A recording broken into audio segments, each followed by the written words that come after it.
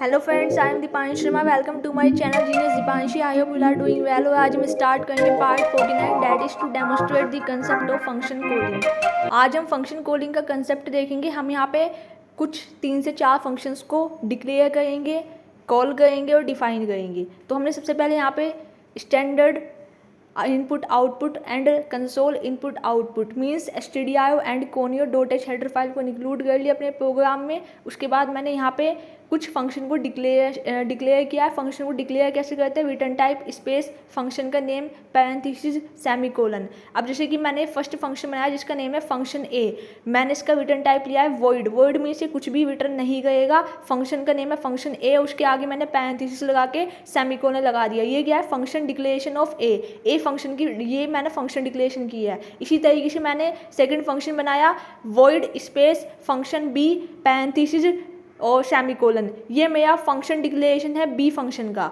मैंने यहाँ पे इसी तरीके से सेकंड फंक्शन भी बना लिया। अभी सिर्फ मैंने फंक्शन को डिक्लेयर करके छोड़ा है। अभी ना तो मैंने कॉलिंग की है, ना ही मैंने इसकी कोई डेफिनेशन लिखी है कि ये फंक्शन क्या काम करेगा। अभी सिर्फ मैंने इसको बना करके छोड़ दिया है। इसी तरीके से मैं अपना थर्ड फंक्शन बनाऊंगी वॉइड स्पेस फंक्शन का नेम है फंक्शन सी पैरेंथेसिस। फंक्शन की पहचान होती है कि फंक्शन के आगे हमेशा पैरेंथेसिस लगे होते हैं और सेमीकोलन। तो ये मेरा थर्ड फंक्शन हो गया फंक्शन सी। इसी तरीके से डी फंक्शन बनाएंगे void space function D parenthesis semicolon. और ये जो मैंने यहाँ पे जो मैंने ये कमेंट लिखी हुई है कि function declaration of a, function declaration of b, function declaration of c and function declaration of d, मैंने यहाँ पे चारों फंक्शन का डिक्लेरेशन आपको समझा दिया। अब मैं यहाँ पे बनाने जाऊँगी main function.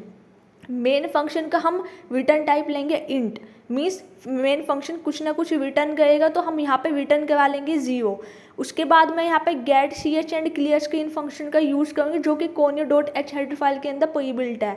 Gate c H function का हम यूज़ करते हैं to hold the output screen and clear screen function का हम यूज़ करते हैं to clear the output screen. उसके बाद मैंने अपने इस मेन फंक्शन में printf में एक स्टेटमेंट लिखेंगे कि ये जो पर्टिकुलर स्टेटमेंट है कि हेलो फ्रॉम मेन फंक्शन।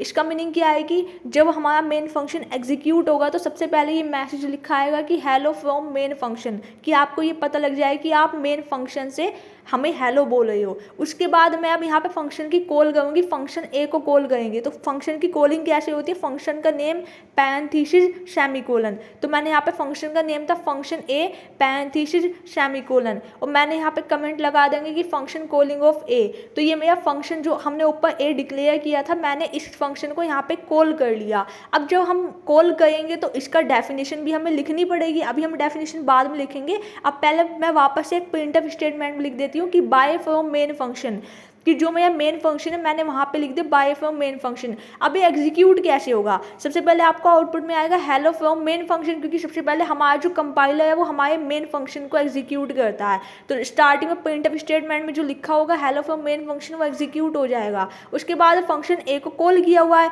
तो ये फंक्शन ए की डेफिनेशन पे जाएगा। हमने अब नीचे फंक्शन ए को डिफाइन किया। डिफाइन कैसे किया है? रिटर्न टाइप स्पेस फंक्शन का नेम पैरेंथेसिस। अब कर्ली ब्रेसेस के अंदर हमने फंक्शन ए को डिफाइन किया है। इसके अंदर हमने प्रिंटफ स्टेटमेंट में लिखा है कि हेलो फ्रॉम फंक्शन ए या हे फ्रॉम फंक्शन ए। मैंने आपको समझाने के लिए किया है। तो अब पहले तो प्रिंट हुआ था हेलो फ्रॉम मेन फंक्शन, अब प्रिंट होगा जस्ट इसके बाद कि हेलो फ्रॉम फंक्शन ए, और मैंने इस फंक्शन ए के डेफिनेशन में ही फंक्शन बी को भी कॉल कर दिया।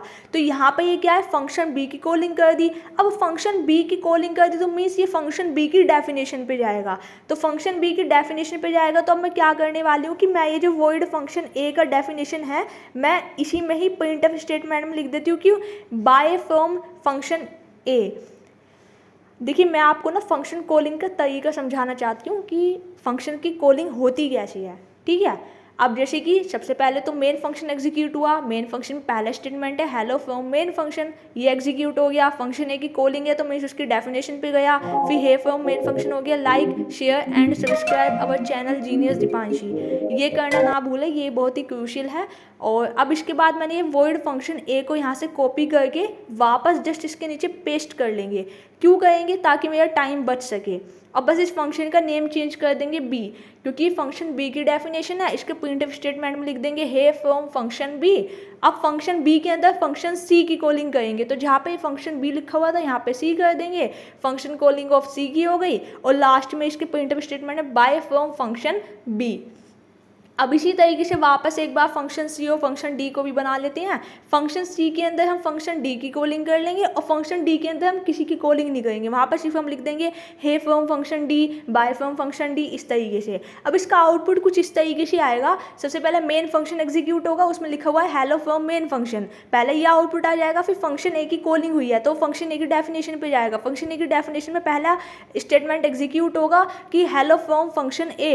फिर उसके जस्ट बाद फंक्शन बी की कॉलिंग हुई है फंक्शन ए के डेफिनेशन में, तो फंक्शन बी की डेफिनेशन में जाएगा। फिर वहां पे फिर से एग्जीक्यूट होगा कि हे फ्रॉम फंक्शन बी। अब फंक्शन बी में फंक्शन सी की कॉलिंग हुई है तो फंक्शन सी की डेफिनेशन पे जाएगा, वहां पे एग्जीक्यूट करेगा कि हे फ्रॉम फंक्शन सी। अब फंक्शन सी में फंक्शन डी की कॉलिंग हुई है तो फंक्शन डी की डेफिनेशन में जाएगा और वहां पे उसको एग्जीक्यूट करेगा hey from function D and bye from function D, क्योंकि हमारा जो फंक्शन डी है ये देखिए ये इस तरीके से आपका आ गया। फिर वो एक एक करके वापस bye from function C, bye from function B, bye from function A और लास्ट में बाय फ्रॉम मेन फंक्शन। ये इस तरीके से आपकी कॉलिंग हुई है। Subscribe our channel genius Deepanshi and thanks for watching. If you have any doubt you can ask any time in the comment section. I hope you understand that how to demonstrate the concept of function calling in C programming. Have a nice day.